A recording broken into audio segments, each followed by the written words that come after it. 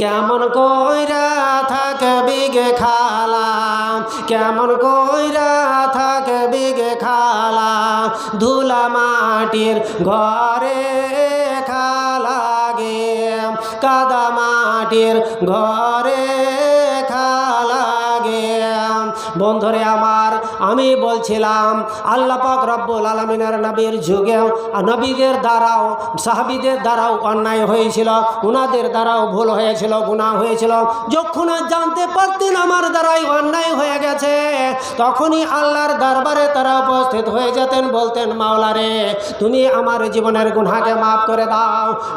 আমরা এত অন্যায় করি, ভরি ভরি গুনাহ করে ফেলে থাকি, কিন্তু কোনো আলেমের কাছে গেলাম না, কোনো পরহেজগার মাওলানা মাস্টারের কাছে গিয়ে আমরা বললাম না মাওলানা আমার দ্বারাই এই অন্যায় করে দিয়েছি, এ গুনাহ হয়ে গেছে, কি করলে, কি এমন কাজ করলে, কি আমল করলে আমার গুনাহ মোচন হয়ে যাবে, একটু আমাকে পদ্ধতিটা দিয়ে দেন।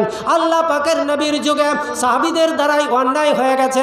একজন সাহাবী আল্লাহ পাকের নবীর যুগে সাহাবারা এবং আল্লাহ পাকের নবী মসজিদে নববীতে বসে আছেন। হঠাৎ করে একজন মানুষ, সেই সাহাবীটির নাম হচ্ছে কি মুআজ বিন মালিক। মুআজ বিন মালিক একজন সাহাবী। সেই লোকটি এসে নবীর কাছে এসে বললেন, ইয়া রাসূলুল্লাহ তাহিরনি, হুজুর গো আমাকে পবিত্র করেন, আমাকে পবিত্র করেন, তাহিরনি ইয়া রাসূলুল্লাহ।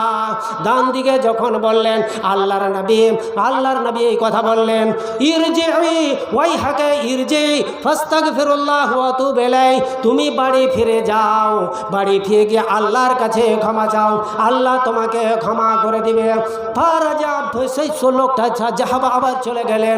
রাবি বলছেন সুম্মা যা, আবার ফিরে আসলেন, ফিরে আসার বললেন তাহিরনি ইয়া রাসূলুল্লাহ, হুজুর গো আমাকে পবিত্র করেন। বাম দিকে ছিলেন, ডান দিকে ফিরে নিলেন, এরকম করে করে হাত্তা আর বাবার রাতিন 4 বার এই কথা বললেন। নবী মুখ ফিরে নিচ্ছেন, আবার এদিকে আসছেন, এদিকে আবার আসছেন, এই করে করে 4 বার হয়ে গেল। আল্লাহ নবীকে বলছেন, ইয়া রাসূলুল্লাহ তাহিরনি, হুজুর গো তুমি আমাকে পবিত্র করো, আমাদের দ্বারাই অন্যায় হয়ে গেছে। লোকটা জানতে দিস না, দৌড়া মারবে, দৌড়া মারবে। রিয়েলি ঘটনা বলছি, আমাদের আপনাদের রিয়েলি ঘটনা। একজন